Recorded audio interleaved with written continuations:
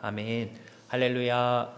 오늘도 새벽을 깨워 주님께로 나오신 모든 성도님들의 삶에 하늘의 충만한 은총이 가득하시기를 바랍니다.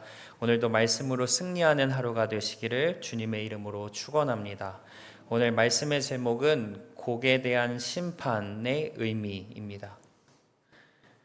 곡에 대한 심판의 의미입니다. 오늘 본문은 크게 두 부분으로 나눠 볼 수 있습니다. 1에서 16절 곡을 향한 예언, 그리고 17절에서 23절은 곡에 대한 심판입니다. 우리는 에스겔서 후반부 회복에 관한 말씀들을 계속해서 살펴보고 있습니다. 목자의 회복, 또 이스라엘 산, 곧 이스라엘 땅의 회복, 또 어제 함께 나눈 마른 뼈 환상과 두 막대기의 연합을 통한 이스라엘 민족의 회복. 그런데 오늘 본문에서는 조금은 다른 성격의 말씀이 등장하고 있습니다. 38장에서 39장까지는 일명 곡에 대한 심판의 말씀인데 에스겔서를 연구하는 성경학자들 사이에서도 굉장히 난해한 본문으로 손꼽히고 있습니다. 특히 본문에 나타난 곡, 그리고 마곡이 어떤 대상을 지칭하는지가 불분명하고 또 본문이 가리키는 사건이나 어떤 사실이 구체적으로 무엇인지도 사실 파악하기가 어렵습니다. 다양한 추측과 의견들, 견해들이 제시되고 있지만 본문 해석에 관한 명쾌한 답이나 또 일치된 견해들이 많지는 않습니다. 그럼에도 분명한 사실은 이 말씀을 듣는 1차적인 대상이 이스라엘의 회복을 꿈꾸던 이 포로 백성들이었고 그들에게 위로와 소망을 주는 차원으로 하나님께서 에스겔을 통해 미래에 대한 이상과 또 예언을 주셨다라는 것입니다. 특히 미래에 대해 말씀한다는 점에서 종말론적인 사건이나 또 관점으로 본문을 해석하고 이해하려는 시도들이 많이 있는데 이것은 성경 내적으로도 증명하고 있습니다. 왜냐하면 사도 요한이 계시록 20장에서 본문에 등장하는 곡과 마곡을 마지막 때 사탄에 의해 미혹당하는 대상으로 묘사를 하고 있기 때문입니다. 우리는 이런 관점에 어느 정도 의존하면서 본문에 나타난 메시지의 의미를 살펴보고자 합니다. 과연 하나님은 당신의 백성들에게 어떤 메시지를 주고 계실까요? 특히 이 메시지들이 종말론적인 관점에서 갖는 의미는 또한 무엇일까요? 본문을 함께 살펴보며 은혜를 나누고 영적인 교훈을 얻고자 합니다. 첫째로 하나님의 백성을 무너뜨리려는 공격이 있습니다. 하나님의 백성을 무너뜨리려는 공격이 있습니다. 본문 2절입니다. 인자야 너는 마곡 땅에 있는 로스와 메섹과 두발왕 곧 곡에게로 얼굴을 향하고 그에게 예언하여. 본문의 중심 인물인 곡은 마곡 땅 곧 로스와 메섹과 두발을 다스리는 왕으로 묘사가 되고 있습니다. 마곡은 창세기 10장 2절에 노아의 아들 야벳의 후손으로 언급이 되고 있는데 정확하게 그의 후손 마곡 족속이 어떤 민족을 가리키는지는 알기 어렵습니다. 다만 대체로 유럽과 아시아의 북방 지역에 속해 있던 민족이었을 것으로 보고 있고 15절에서도 곡이 북쪽에서 왔다라고 말씀하고 있습니다. 그렇다면 마곡 땅의 왕 곡은 무슨 일을 행하고 있습니까? 또한 그가 갖는 의미와 상징은 무엇일까요? 이것이 우리의 주요 관심사인데 먼저 본문 4절을 함께 살펴보겠습니다. 너를 돌이켜 갈고리로 내 아가리를 꿰고 너와 말과 기마병 곧 내 온 군대를 끌어내되 완전한 갑옷을 입고 큰 방패와 작은 방패를 가지며 칼을 잡은 큰 무리와. 어떤 이미지가 떠오르십니까? 전쟁입니다. 곡은 전쟁을 준비하고 있습니다. 그런데 홀로 준비하지 않습니다. 5에서 6절을 보게 되면 곡과 함께 전쟁을 준비하는 세력, 나라들이 있습니다. 그들과 함께한 방패와 투구를 갖춘 바사와 구스와 붓과 고멜과 그 모든 떼와 북쪽 끝에 도갈맙 족속과 그 모든 떼 곧 많은 백성의 무리. 곧 전쟁을 위한 연합군을 준비하고 있으며 7절에 나타나듯 곡이 그들 중 우두머리라는 것입니다. 곡과 연합군은 누구와 전쟁을 과연 벌이려고 하는 것일까요? 8절 말씀입니다. 여러 날 후 곧 말년에 내가 명령을 받고 그 땅 곧 오래 황폐하였던 이스라엘 산에 이르리니 그 땅 백성은 칼을 벗어나서 여러 나라에서 모여 들어오며 이방에서 나와 다 평안히 거주하는 중이라. 전쟁의 대상은 바로 이스라엘 곧 하나님의 백성입니다. 그런데 이스라엘의 모습을 보십시오. 평안하다라고 묘사되고 있습니다.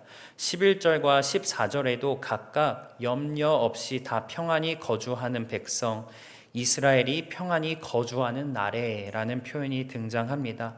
이것은 하나님의 심판에서 회복된 상태를 나타냅니다.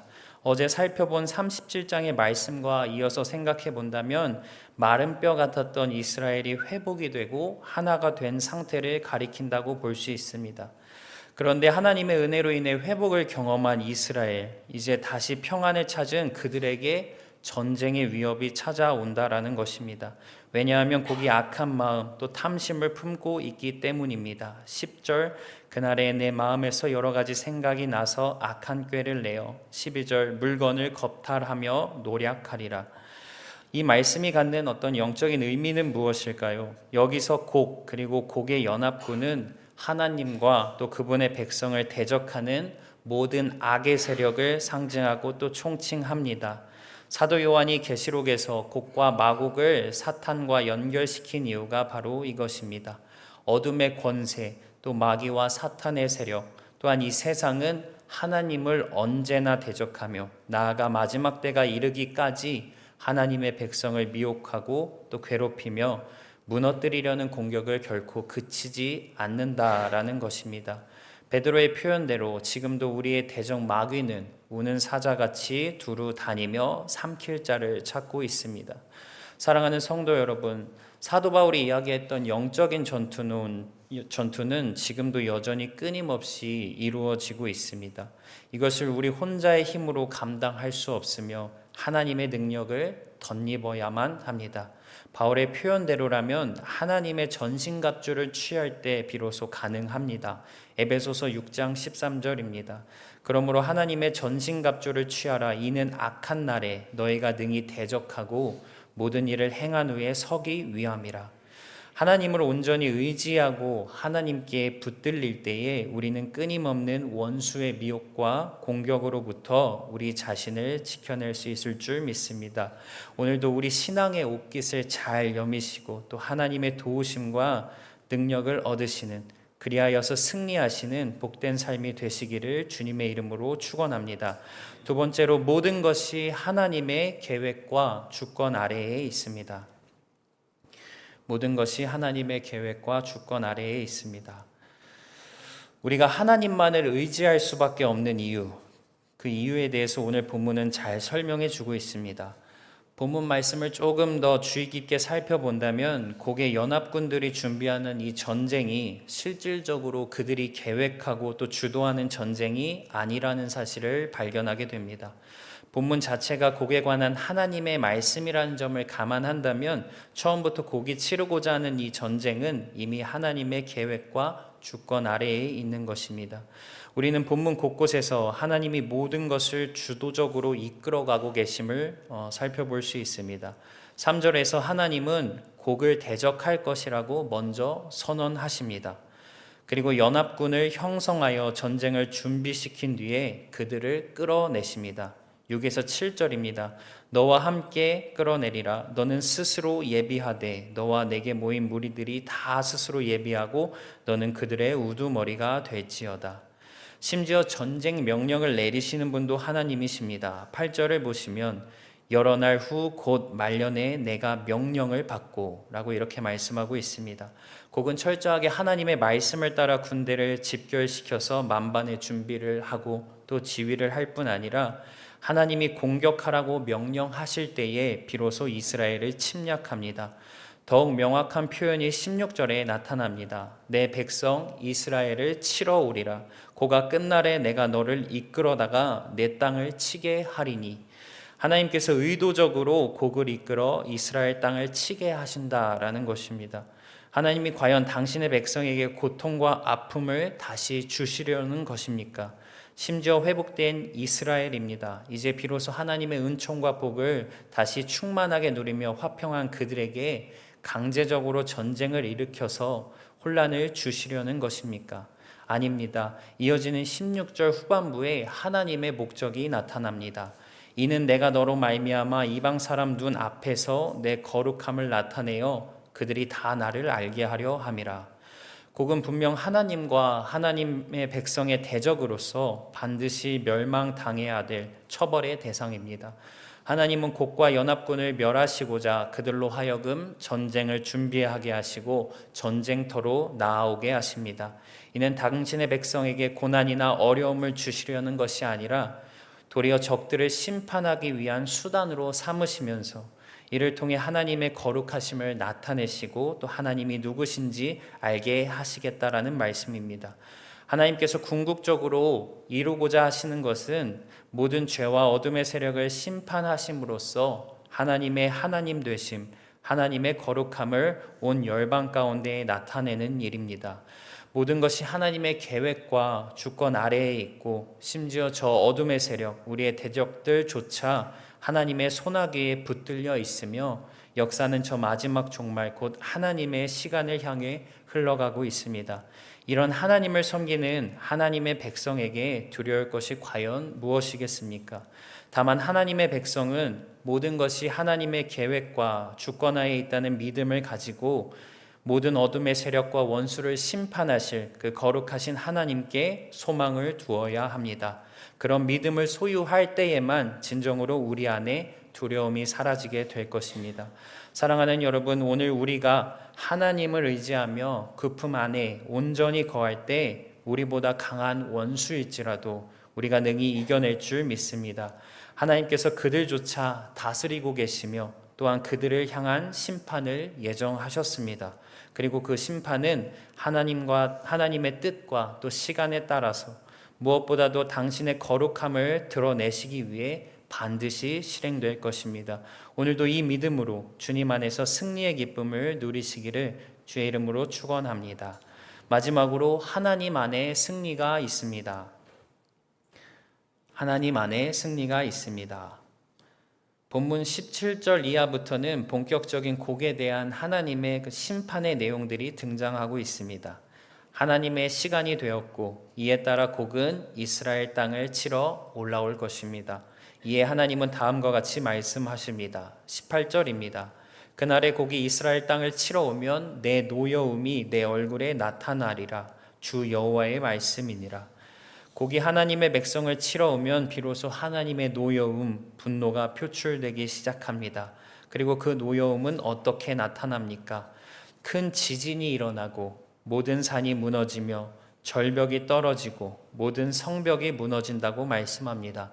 또한 각 사람이 칼로 형제를 치게 되며 또 전염병과 피, 쏟아지는 폭우와 큰 우박덩이, 불과 유황 등과 같은 재난이 곡의 연합군에게 임할 것이다. 이렇게 이야기합니다. 이런 표현들은 하나님의 절대적인 심판을 가리킵니다. 우주적인 격변, 자연의 대격변을 통해서 하나님은 곡을 심판하실 것이며 결코 그 심판은 피할 수 없습니다. 그렇게 곡과 연합군은 패배하게 되고 하나님께서 궁극적인 승리를 얻으십니다. 그리고 다시 한번 하나님께서 이와 같이 말씀하십니다. 23절입니다. 내가 여러 나라의 눈에 내 위대함과 거룩함을 나타내어 나를 알게 하리니 내가 여호와인 줄을 그들이 알리라.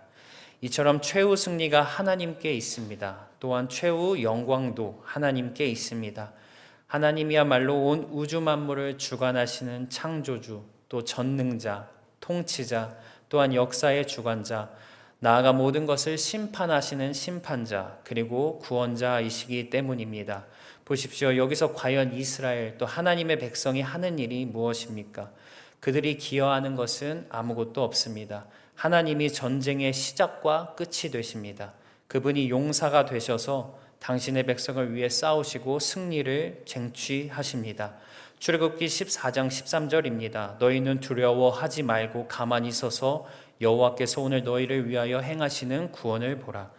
하나님의 백성은 하나님이 앞서 행하시는 놀라운 일들을 지켜보면 됩니다. 구원과 심판은 우리에게 있지 않습니다. 그것은 오직 하나님께 달려 있습니다. 그러므로 마지막 때에 우리를 구원하실 분도 오직 하나님, 또한 모든 악의 권세를 심판하실 분도 오직 하나님 한 분뿐이십니다. 오늘 우리는 그 믿음으로 나아가는 것입니다. 사실 이 말씀의 청자였던, 이 말씀을 들었던 포로 백성들의 현실은 막막하기 그지없었습니다.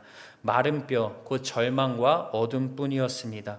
그런 그들에게 하나님은 소망을 불어넣어 주셨습니다. 그들이 장차 미래, 곧 종국에 얻게 될 승리와 구원을 보여주심으로써 지금의 현실을 뚫고 나아갈 수 있는 힘을 주신 것입니다. 하나님께서 모든 악의 권세를 심판하시듯이 지금 포로 백성을 억압하고 있는 원수 바벨론도 심판하시어 무너뜨리신다라는 것입니다. 나라가 무너진 현실 속에서 하나님은 훗날 그들을 회복시키실 것이고 그 이후에도 찾아올 수많은 원수의 공격으로부터 그들을 지켜 보호하시고 결국에는 최후 승리를 허락해 주실 것이다 라는 약속을 더해 주십니다. 그러므로 이스라엘이 해야 할 일은 오직 하나님을 바라보는 것입니다. 하나님께로 돌이키는 것입니다. 저 포로된 땅에서 다시금 여호와 하나님 신앙을 불지피는 것입니다. 사랑하는 성도 여러분, 오늘의 말씀을 통해 확실한 소망을 붙잡고 견고한 믿음을 세워가시기를 바랍니다. 눈앞의 현실을 넘어서서 승리할 수 있는 능력을 주 안에서 얻으시기를 바랍니다. 마지막 때에 이루실 승리와 구원이 우리에게 있다는 약속 안에 오늘을 살아갈 힘이 있습니다. 지금 당장의 상황과 여건, 환경이 어려울 수는 있지만 주님은 결코 그것으로 좌절하지 말라, 절망하지 말라 말씀하십니다. 왜냐하면 주님께서 우리의 길을 예비하시고 또 인도해 주실 것이기 때문입니다. 당신 안에서 가장 좋은 것을 허락하시기 때문입니다. 반드시 우리를 좋은 꼴로 먹이실 것이기 때문입니다. 이러한 믿음으로 주 안에서 풍성한 은혜와 축복을 누리시는 저와 여러분 되시기를 주님의 이름으로 간절히 축원합니다. 사랑의 하나님, 오늘도 우리에게 소망과 위로를 더해 주시니 감사드립니다. 비록 우리 인생을 흔들고 공격하는 수많은 악의 세력들이 있으나 모든 것이 주님 손 안에 달려 있고 주님께서 우리를 최후 승리의 길로 인도해 주실 것임을 이 시간 고백합니다. 이 믿음과 소망 안에서 오직 주님 한 분만 의지하며 나아갈 수 있도록 주의 성령께서 친히 인도하여 주시옵소서. 우리를 가장 선하고 안전한 길로 인도해 주옵소서. 그리고 끝내 주님 안에서 이기게 하여 주시옵소서. 이 시간 마음을 모아 주님께 예물 드리는 손길들이 있습니다. 주님 사랑하는 마음으로 드렸습니다. 주께서 그 마음의 중심을 기뻐 받아주시고 부족함 없는 은혜를 더하여 주옵소서. 하늘의 신령한 복과 땅의 기름진 것으로 충만하게 채워 주시옵소서. 또한 간절히 주님께 드리는 기도의 제목들이 있습니다. 주님, 우리들의 형편을 주님께서 가장 잘 아시는 줄 믿습니다. 주님의 뜻을 따라 가장 좋은 때 또 가장 좋은 것으로 응답하여 주시옵소서. 이로 말미암아 우리 안에 감사와 기쁨이 넘쳐나게 하시고 또 주 안에서 승리하는 귀한 역사만이 있게 하여 주시옵소서. 우리 구주 예수 그리스도의 이름으로 기도합니다. 아멘.